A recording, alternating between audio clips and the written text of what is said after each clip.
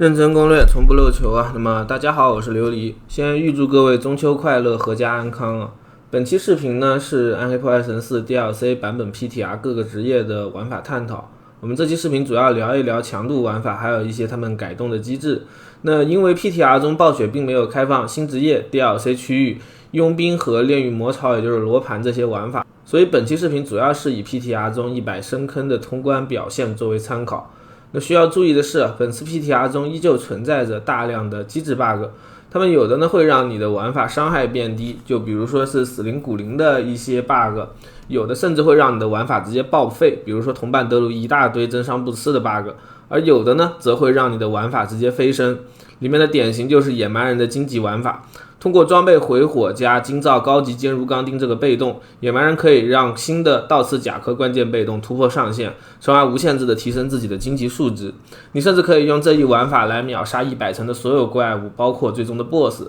叠层足够的时间之后，我们甚至还能打穿游戏的伤害计数器，打出正无穷这个伤害符号。装备毕业的野蛮人可以在遇见合适图形的时候1分钟通关100层的深坑，但抛开这个 bug 不谈的话，野蛮人在 PTR 的实际表现就有些偏弱了。还是以经济玩法为例啊，在抛开 bug 不谈的情况下，你要通关100层呢，即使在装备完全毕业的情况下，也需要5分钟左右。进度阶段因为针刺暴突与倒刺甲壳存在着联动10倍伤害的机制，基本上可以做到2-3分钟效率打完的，但是去打纯单体的 BOSS 就要2分钟起步了。不过这个 BD 的优点是它本身的坚韧极高，成型之后非常难死，而且操作也是很简单的。如果暴雪只修无限叠层的 bug 的话，正式服还是可以玩玩的。而除了经济玩法之外，野蛮人其他玩法在 PTR 的表现就比较一般了。投掷相关的玩法看起来是比较酷炫的，但实操起来强度比较丢人。主要原因应该是暴雪没有实装200真伤的强化分支，正式服如果暴雪愿意给的话，这个玩法还是有强度的。需要注意的是，野蛮人和死灵的压制玩法其实在本次 PTR 中都有极大幅度的增强。这个血量转压制的算法，琉璃在 S2 的时候已经科普过了。它的实际表现就是我们相对基础生命每 1% 的提升，就会给我们带来强固状态下 4% 的压制 A 伤。在 DLC 之前，我们角色的基础生命值是7959，之前装备上1310的太古生命只能提供 65% 的压制 A 类伤害。而在 PTR 中，我们角色的基础生命被暴雪削弱到了400点这个数值，但装备提供的生命值是没有砍太多的，太古的生命值依旧有800左右。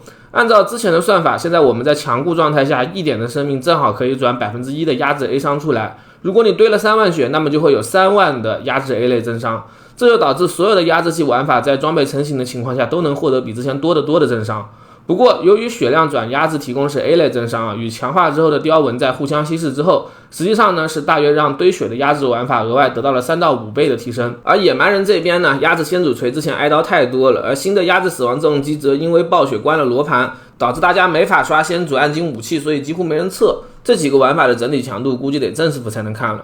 而除了荆棘野蛮人之外， PTR 中通关100深坑最快的职业就是法师了。虽然闪电矛相关的玩法在 PTR 中遭到暴雪从回火到技能，甚至还有机制与威能的削弱，但在新的稀有暗金头 60% 独立增伤和新的1级全被动衣服的加持之下，成型的冰封有闪电矛依旧有正常情况下3-4分钟速刷100层的强度。而 PTR 里新增的稀有暗金头盔呢，相比军帽它的词缀是更偏向于输出向的，太古强化满值之后可以提供 54% 的暴击，而本身的特效则是 60% 的独立增伤。对于闪电矛这种不怎么吃技能等级的玩法来说，增伤的幅度会比军帽要大很多。而在 PTR 中，它还存在一个增伤 bug， 词缀中的对恶魔天使增伤被错误的归为了独立，导致我们在堵到恶魔精英跟 BOSS 的情况之下，闪电矛也是能做到2分之内通关100深坑的。不过想要做到这种强度，就必须装备毕业，而且金造也得大成功才行。尤其是你在带了心头缺冷却的情况下，拉卡诺斯鞋和塔拉夏戒指的冷却就非常关键了。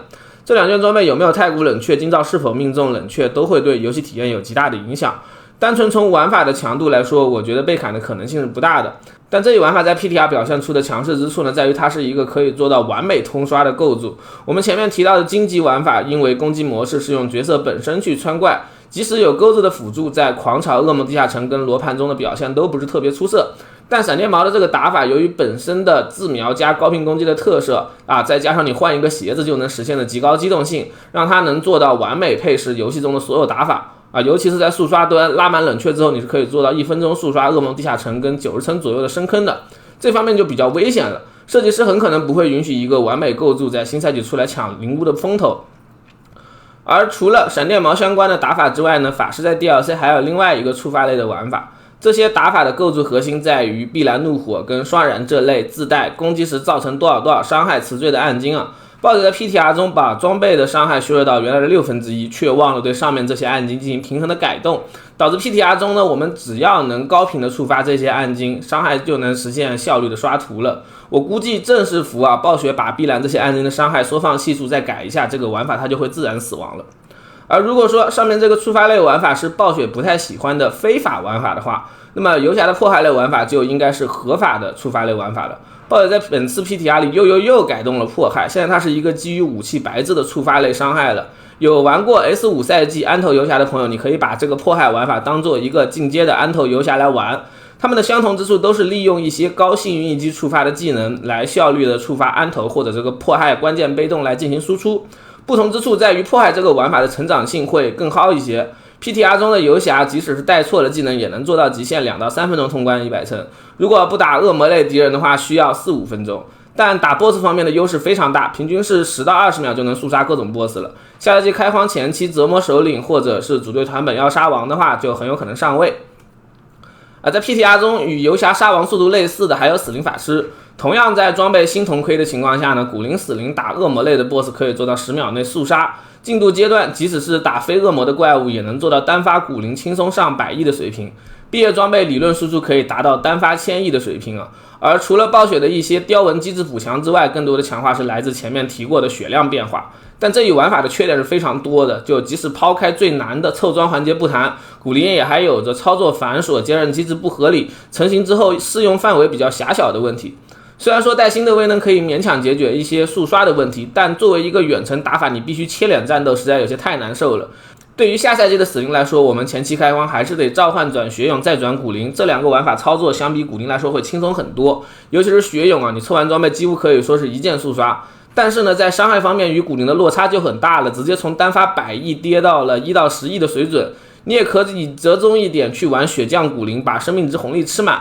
不过打起来的体验还是比较一般就是了。建议暴雪新版本加强一下召唤、暗影古矛这些老玩法，不然下赛季的死灵就跟这赛季一样了，就是召唤转血勇转古灵，然后一眼看得到头了。如果要在 PTR 里找一个体验比死灵还差的职业，那恐怕就得是德鲁伊了。就本期视频前4个职业在新赛季的具体强度，如果抛开隐藏起来的部分打法外，琉璃都是能跟你聊一聊的。但德鲁伊就真的没法聊了，因为这个职业在 PTR 的 bug 太他妈多了，同伴玩法3崩3雷都有不少的 bug， 导致实际运作起来呢表现都不如预期。而暴雪它甚至还没有发放全职业通用的灭除者雕纹给德鲁伊，就导致 PTR 中德鲁伊们玩的最多的应该就是这个无限雄吼的玩法了。这个玩法核心呢是无畏酋长跟雄吼的联动啊，你在堆积大量冷却之后，雄吼的冷却可以被压缩到6秒之内，这样呢你吼2个以上的敌人就可以无冷却一直用了，配合血肉撕裂者就能造成极高的伤害。那这种时候你可能会问，如果敌人只有1个要咋办呢？德鲁伊会告诉你，雄吼跟无畏酋长是有联动机制的，即使你只吼到1个敌人也能减6秒的冷却。这种情况下呢，无限雄吼的德鲁伊刷100层也是需要打个7-8分钟的，而其他玩法也平均都在这个时间内，这显然是没法去体验德鲁伊的真正实力的。希望郑师傅他能有不错的强度吧。那么以上呢就是本期视频的全部内容了。需要注意的是啊，我之前提到的所有玩法强度呢，均为 PTR 期间毕业装备情况下打出来的水平，郑师傅还有一波平衡的调整，所以视频的内容仅供参考。下期视频应该是关于新赛季所有终局玩法的改动，还有他们的收益说明啊。祝各位终究快乐，我是琉璃，下期视频再见吧。